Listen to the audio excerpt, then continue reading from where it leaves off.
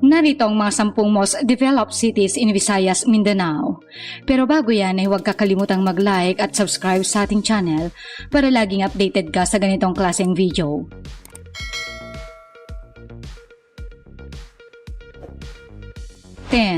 Butuan City.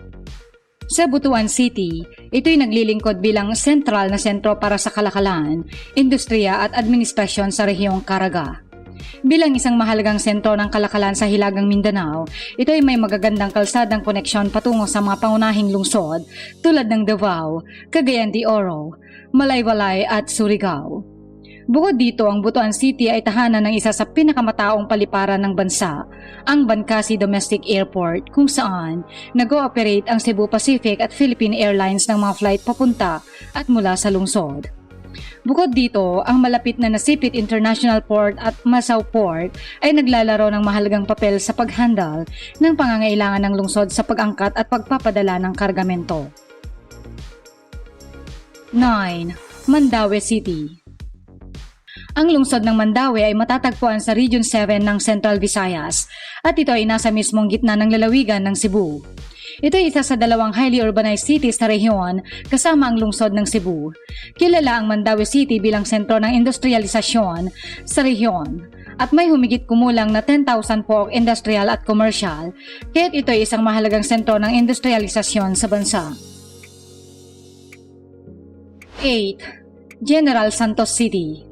Ang lungsod ng General Santos ay isang urbanisadong lungsod na matatagpuan sa timog bahagi ng South Cotabato, kilala bilang tuna capital ng Pilipinas at sentro ng mga practitioner at kumpanya sa media. Bukod dito, ito rin ang pangunahing destinasyon para sa pamimili sa rehiyon at nangaakit ng mga residente mula sa mga kalapit na lugar para mamili, libangan at mga gawaing pampalakasan. Ang General Santos International Airport na may 3,227 metro na runway ay tinuturing na pinakamalaking paliparan sa Mindanao. 7. Iloilo City. Ang Iloilo City sa lalawigan ng Iloilo ay kilala sa mga iba't ibang pistahan na pinagdiriwang sa lungsod at iba't ibang bayan nito. Sa kabila ng kanyang modernong pag-unlad, tinataguyod nito ang kanyang tradisyonal na kaharian at malinis na kalikasan. Ito ay lalo pang kilala dahil sa Dinadyang Festival at tinuturing na isang mahalagang pagdiriwang sa bansa. Bukod dito, ito ay naging paboritong destinasyon para sa mga kumperensya at pagpupulong na may mataas na kalidad ng mga accommodation. 6. Lapu-Lapu City. Ang lungsod ng Lapu-Lapu ay isa sa mga kasamang lungsod sa Metro Cebu na konektado sa Mandaue sa isla ng Mactan sa pamamagitan ng Mactan-Mandaue Bridge at Marcelo Fernan Bridge. Bukod dito, ang lungsod ay tahanan ng Mactan Cebu International Airport, ang ikalawang pinakamalakas na paliparan sa Pilipinas. Ang Pilipinas na lumalagong urbanong sentro na ito ay nag-host ng ilang kilalang komersyal at industrial na mga establishmento, kabilang ang General Maliling Company, isa sa pinakamalaking kumpanya sa bansa. Sa loob ng lungsod, ang Cebu Shipyard and Engineering Works ay nagsasagawa ng operasyon na ini-sponsor ni Dad Cleland bilang isang proyekto. 5. Cagayan de Oro City. Ang Cagayan de Oro City ay kilala dahil itinala ito ng United Nations noong 2014 bilang isang lumalagong lungsod.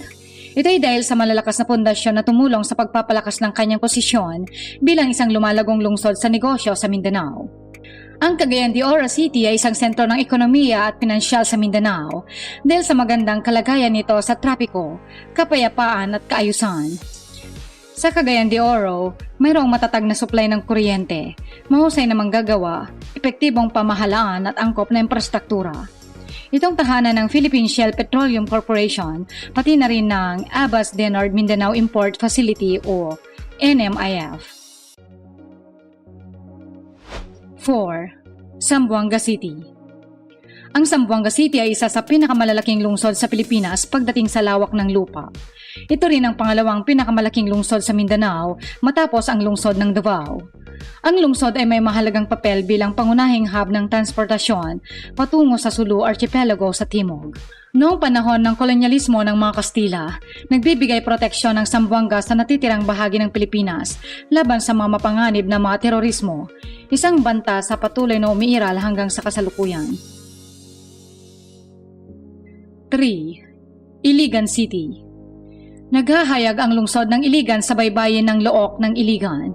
Itong pangunahing industrial na lungsod ng isla at naglalaro ng mahalagang papel sa labas ng ilog ng Iligan.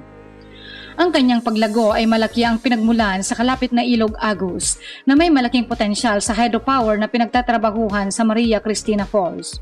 Ang mga industriya rito ay kinabibilangan ng mga pabrika ng bakal. Bukod dito, ginagawa rin ng pataba, semento at plywood. 2. Davao City.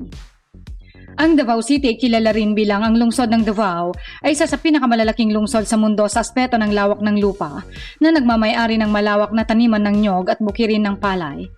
Ito ay nagsisilbing pangunahing kabisera para sa mga komersyal at administratibong aktibidad sa rehiyon at ito ay maayos na konektado sa isang pangunahing paliparan at mga kalsada. Ang lungsod ay pangunahing sentro sa silangang Mindanao at sumasaklaw sa halos 50 na maliliit na pantalan sa aspeto ng kalakal. Kasama sa mga industriya nito ang produksyon ng abaka, tela, semento at plywood. 1. Cebu City. Ang Cebu City ay isang unang klaseng lubusang urbanisadong lungsod sa rehiyon ng Visayas sa Pilipinas. Ang makasaysayang lungsod na ito ay isa sa mga pinakapopular na pinto ng pagpasok para sa mga dayuhan na may pinakamalalakas na pantalan sa Pilipinas at pangalawang pinakamalaking paliparan. Sa nakaraang dekada, ang malakas na pag-aanak ng dayuhang pamumuhunan ay nagresulta sa paglikha ng daang-daang libong trabaho sa mga call centers at pabrika. Ang mabilis na paglago ng ekonomiya ay nagdulot ng pag-usbong ng makabagong skyline ng lungsod at pag-unlad ng lumalagong middle class. Ang industriya ng turismo rin ay umaasenso, lalo na sa mga bisitante mula sa Australia, United Kingdom, South Korea, Japan at China. Salamat po sa panonood.